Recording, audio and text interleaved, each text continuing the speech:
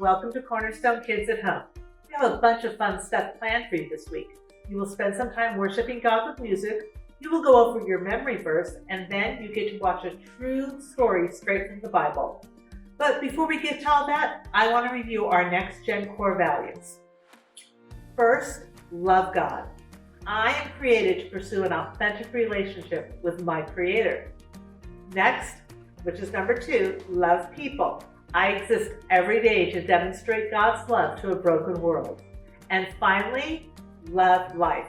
I experience life to the fullest as I walk in my God-given identity.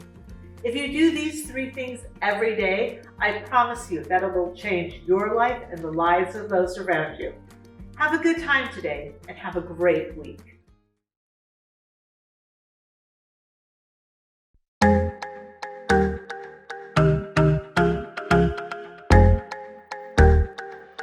Sometimes it's hard to wait for all the things that I want. Sometimes I kinda feel like it's just taking too long to get the things I want, what I think I need, but I know you know what's best for me. I'm gonna live what I believe. I'm gonna wait 'cause I know you're still working. I'm gonna have patience 'cause it'll be worth it. I'm gonna have faith, I know you have a purpose. I'm gonna wait 'cause I know you're still working on me. Still working on me. I know that sometimes I just need to slow down and trust that you are working all of this out. You know the things I want, what I think I need, but I know you know what's best for me. I'm gonna live what I believe. I'm gonna wait 'cause I know you're still working. I'm gonna have patience 'cause it'll be worth it. I'm gonna have faith, I know you have a purpose. I'm gonna wait 'cause I know you're still working on me. Still working on me. I'm gonna hold up, slow down. I'm gonna trust that you're working it out. I'm gonna hold up, slow down. I'm gonna trust that you're working it out. I'm gonna hold up, slow down. I'm gonna trust that you're working it out. I'm gonna hold up, slow down. I'm gonna trust that you're working it out. I'm gonna wait 'cause I know you're still working. I'm gonna have patience 'cause it'll be worth it. I'm gonna have faith, I know you have a purpose. I'm gonna wait 'cause I know you're still working on me. Still working on me. Still working on me.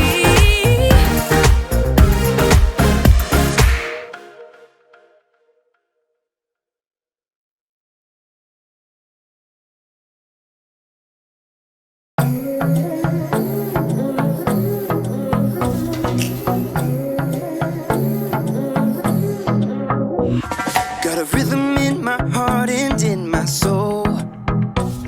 Got a reason for this joy I can't control. I wanna sing, I wanna dance, and give everyone a chance to hear about this endless love I know. Oh, what you give to me is not for me to keep, it's for the world to see your love. Every day you're giving me your kindness. Every day you're giving me your love. Oh, with every single breath I am reminded that what you give is more than enough. So I'll give a little kindness, give a little kindness, give a little love away. Give a little kindness, give a little kindness, give a little love away.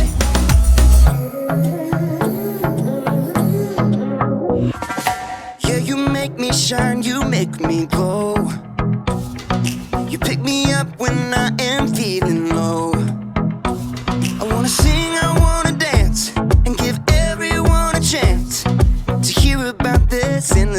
I know. Oh, what you give to me is not for me to keep. It's for the world to see your love. Every day you're giving me your kindness. Every day you're giving me your love. Oh, with every single breath I am reminded that what you give is more than enough. So I'll give a little kindness, give a little kindness, give a little love away. Give a little kindness, give a little kindness, give a little love away. Can't keep it to myself, gotta share it with someone else. Your kindness overwhelms my heart, my heart. Can't keep it to myself, gotta share it with someone else. Your kindness overwhelms my heart, my heart. Oh, what you give to me is not for me to keep. It's for the world to see your love. Every day you're giving me your kindness. Every day you're giving me your love. Oh, with every single breath I am reminded that what you give is more than enough.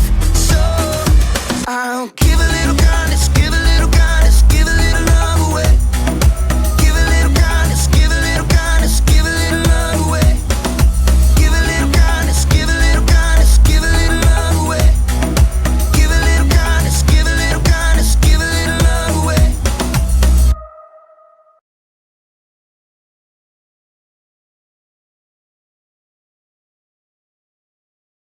Hey Cornerstone kids, are you ready for our memory verse? On your feet. I'll say our verse once and then we'll say it together. Ready? Wait for the Lord. Be strong and don't lose hope. Wait for the Lord. Psalm 27:14, NIRV. Now let's say it together. Wait for the Lord. Be strong and don't lose hope. Wait for the Lord. Psalm 27, NIRV. Great. Now have a seat and get ready for this week's true Bible story. Hey everyone, it's a great day here at Cornerstone Kids Online. Well, it's always great at Cornerstone Kids Online, but this month is especially sweet because there's nothing sweeter than a bake-off. And let me tell you, my sweet tooth is always up for the challenge. Why are we baking this month? Well, because if there's one thing you need for baking besides flour, sugar, eggs, it's patience. And sometimes when we don't have patience, there can be consequences.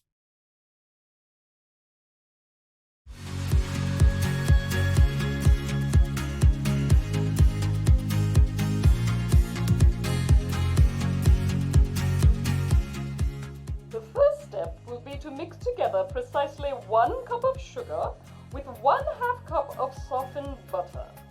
Got it.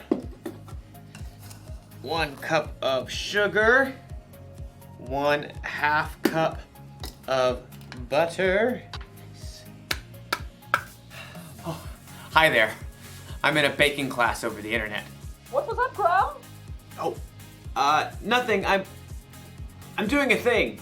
Can you mute yourself, please? Yeah, sorry. My instructor is teaching us how to bake a cake from scratch. It won't take long, so if you just have a little patience and I'll be right. You should be done mixing the sugar and butter together, so let's move on. Ah! Patience is waiting until later for what you want now. After you've stirred in the eggs, add 2 teaspoons of vanilla. Gotta catch up. How much vanilla did she say? Hold on a sec. Excuse me, moi. Pardon. How much vanilla did you say? 2 teaspoons, Graham, and then you add cups of flour and milk. What was that? I'm sorry. I missed that last part. I think you're frozen. Hello? You're frozen. Maybe I'm frozen. Maybe we're both frozen. I really don't like it when technology fails me. I'm trying to bake a cake here and you're just...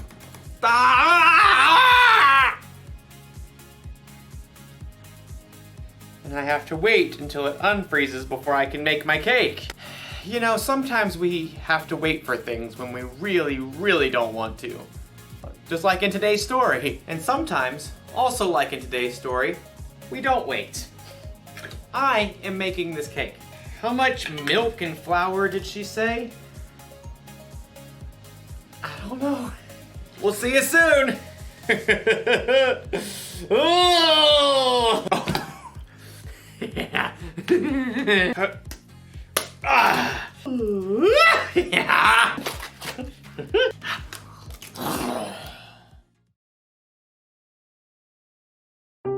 The Bible. It's 66 books of history, stories, letters, and poetry that fit together to form God's one big story. The epic adventure of how He created us and loves us so much that He made a way to rescue us. As we travel through the Bible, from Genesis to Revelation, we discover people who met God and found their lives changed forever. Now, for an amazing story inspired by the book of Genesis, chapter 25, verses 24 through 34. When Abraham's son Isaac grew up, he married a girl named Rebekah. But it didn't seem as though they'd be able to have children. Please, God, give us children. But God answered Isaac's prayers, and Rebekah became pregnant with twins. Isaac, I'm pretty sure they're having a wrestling match in here. Oh, definitely boys. Rebekah asked God about the struggle she could feel. He told her, 2 nations are in your body. One nation will be stronger than the other. The older son will serve the younger one. When it was time for the babies to be born, they came out fighting. Esau was born first. He came out with a strong set of lungs and a head full of red hair. His brother Jacob was born moments later, still holding on to Esau's heel. How on earth did he manage that? The brothers shared the same birthday, but as they grew, that was about the only thing they had in common. Esau loved to roam far out into the wilderness.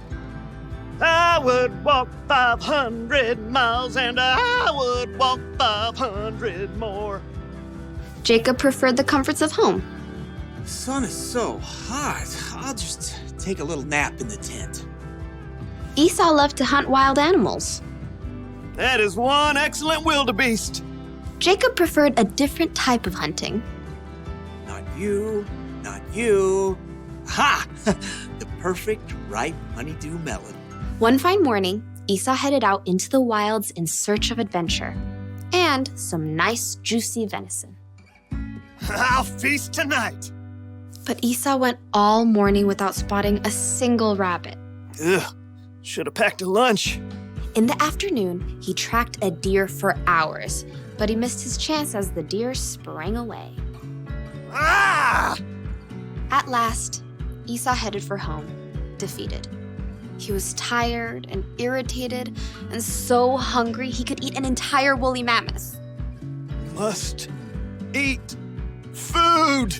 As Esau neared camp, a delicious smell wafted out to greet him. Food! Jacob had been home all day, resting and plucking his favorite herbs from his garden.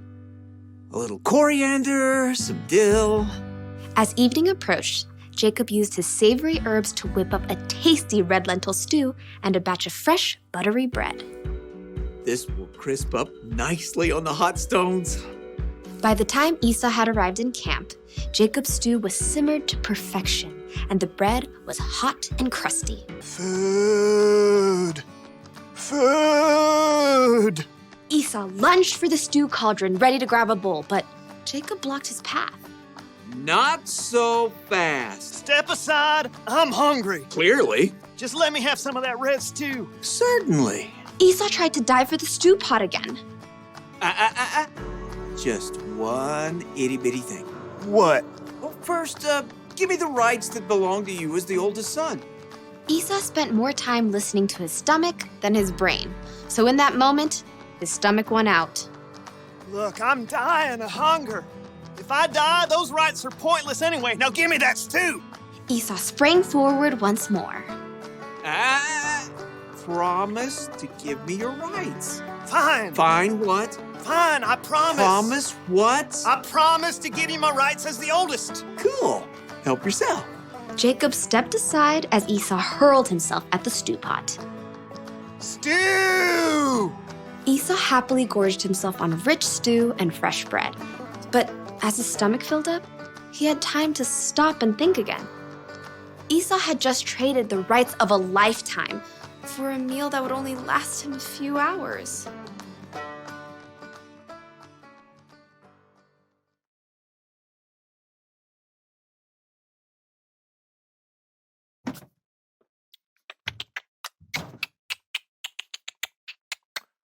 Ooh, a marshmallow.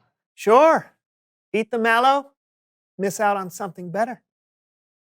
What do you mean? If you wait and don't eat that mallow until I return, then you will receive something even better than a mere measly mallow.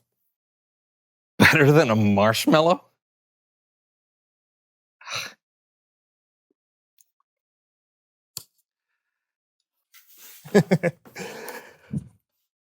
Not one bite. Okay. Come on.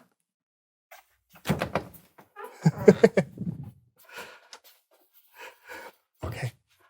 I don't think he can wait and resist eating that marshmallow, but if he can, I'm going to give him an entire bag of marshmallows. All right, here we go. Count to 10. 1, 2.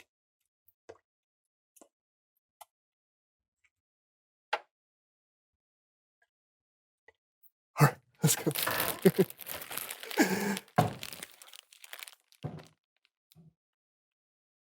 Where's the desk? Did you eat the desk? You ate the desk! I didn't eat the marshmallow! Oh.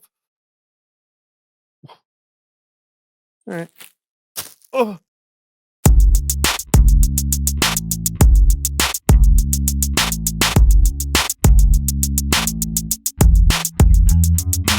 Hey everybody, I'm John. And I'm Brandon, and welcome to the So-and-So Show. You've been waiting a whole week to see this show. Thank you for your patience. I know you won't be disappointed. Did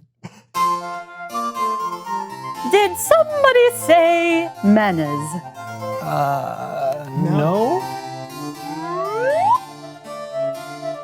I am Melinda Manners, and I can always tell when my help is needed. I can sense when someone is being mannerly. And when someone is not.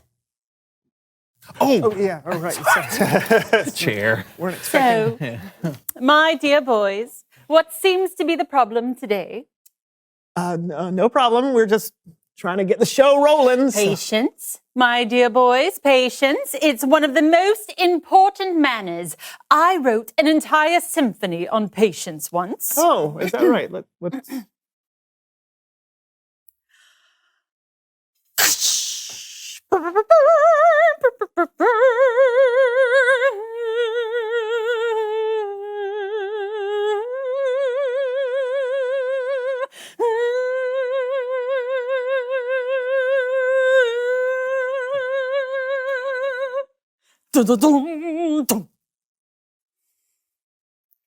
Nice. Yeah, I feel like I'm learning so much from that. Oh, that's just the tip of the ice cube.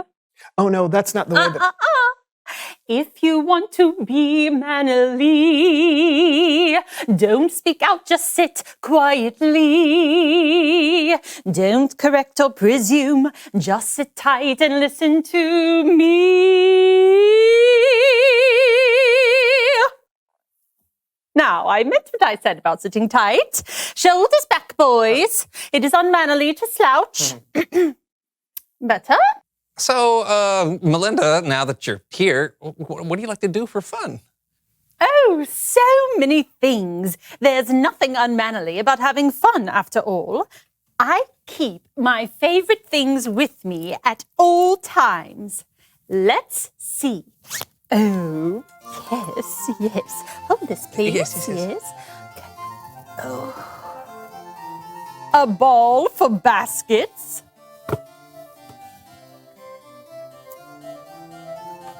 A screen flat for movies.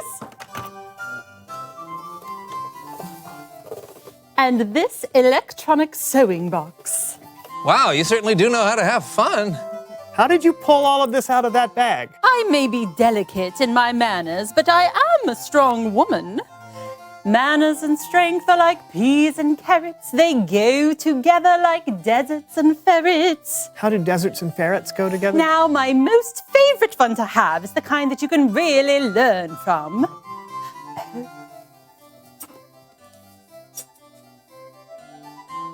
Ooh! Let's play a little game I like to call Bake and Wait.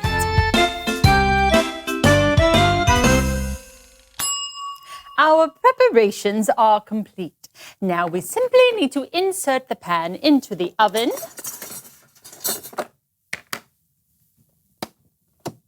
And in 27 short minutes, we can enjoy some delicious light bulb heated balls of cookie dough. 27 minutes? Hey, this may take a while. You may want to speed through.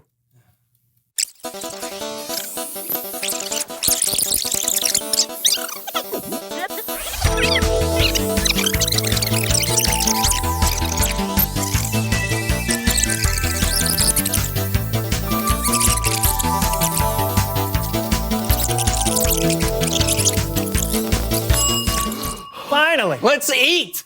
Actually, now the cookies have to sit in the cooling chamber for 5 minutes. Oh no, thank you. Oh. Wow!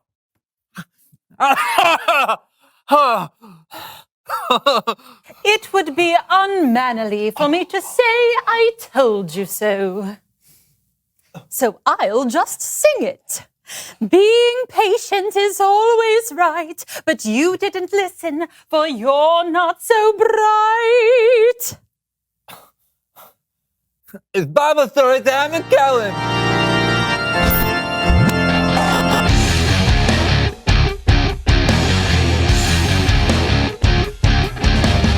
Hey guys! Hey Kellen! What's up today, Kellen?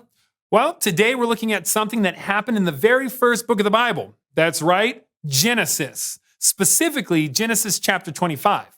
This is the story of two twin brothers, Jacob and Esau. It wasn't my fault. Jacob tricked me.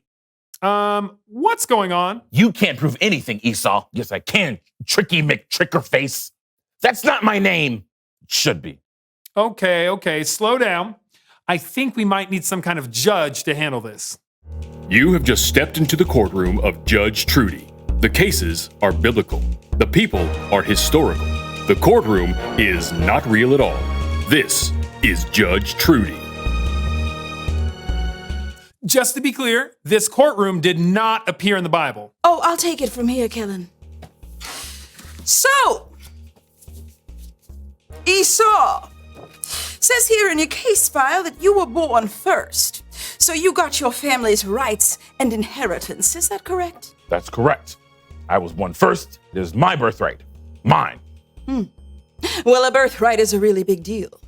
It means you'll get more of your father's wealth and property, and that you'll become leader of the family. Yeah, that's right. But Jacob, you stole the birthright from your older brother, correct? No, I did not steal it. He sold it to me, fair and square. The trickster! At it again! You were the one who made the trade. Order!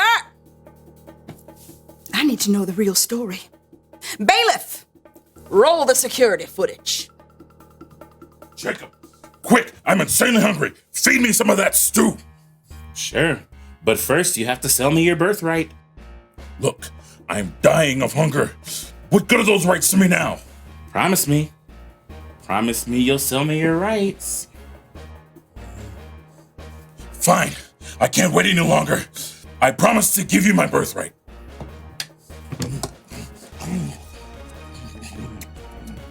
Wait, Esau! Did you not even value your birthright? I was hungry. But you didn't have one bit of patience. You could have waited and eaten something else later. Let me ask you something. Was the stew worth it? It was okay. Tasteless, but for a moment. But your birthright would have affected generations. It seems to me, Esau, that your complaint against your brother is your own fault. I cannot rule in your favor. You made your choice. Court is adjourned. This has been Judge Trudy. Even though there's no way that was the real Jacob and Esau, Judge Trudy summed it up well. Esau did not value his rights as the firstborn son. Being impatient made him sell something that was worth more than we can imagine for the price of one little bowl of stew. Bummer. Seriously, being impatient can actually cost you. Totally. When we're not patient, we rush in without thinking about the consequences. Oh, I know. I bent my tongue. Oh, I'm so sorry. Yeah, me too. I think we can avoid a lot of problems if we just pause and think before we act. There's a lot we can miss out on when we're not willing to wait. It's good to hear. Thanks, Kellen. Yeah, thanks. You got it. I'll see you guys next time. I think of the end of that today. Put that away, please. Sorry. Reveal the question. What could you miss out on by not waiting? Yeah, like when you eat snacks before dinner and then you're not hungry and it turns out to be your favorite meal. That's a bummer. Yeah, or you can miss out on spending time with your friends who are running late because you didn't want to wait for them. Or maybe something even more drastic, like in Esau's case. Talk about it together, and we'll see you next time. I'm John. And I'm Brandon, and this was The So-and-So Show. And baby,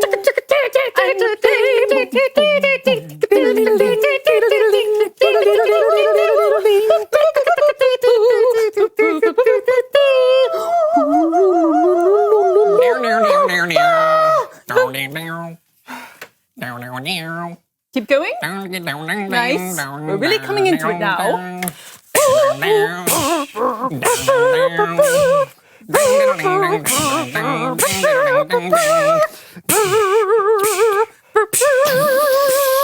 Now it's time for the big finish. All right.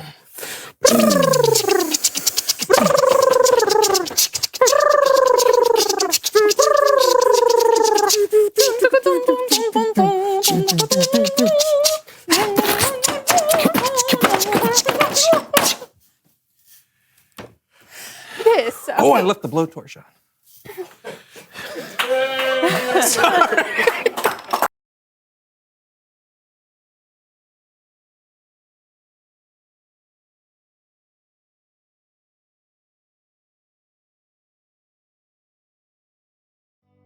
Let me give you a little advice. Don't bake angry. Instead of making a cake, you end up making a mess. That's what happens when you lose patience.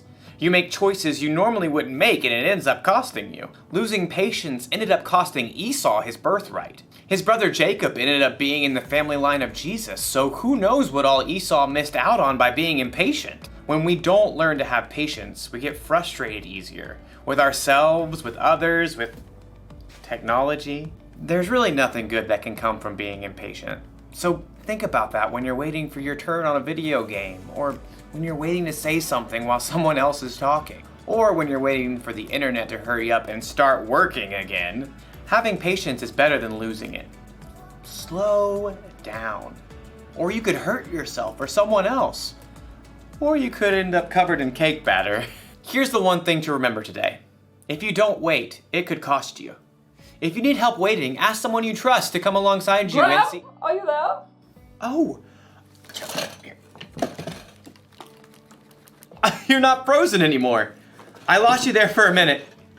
Technical difficulties. I see. How's your cake? I think I'm gonna need another lesson. Very well. Same time next week? Sure, I can wait. I may have the place cleaned up by then. Pardon? Nothing. It's a thing. I'll see you next time. So, how much flour was I supposed to use? 2 cups. How much did you use? All of it. No, that was wrong. Okay.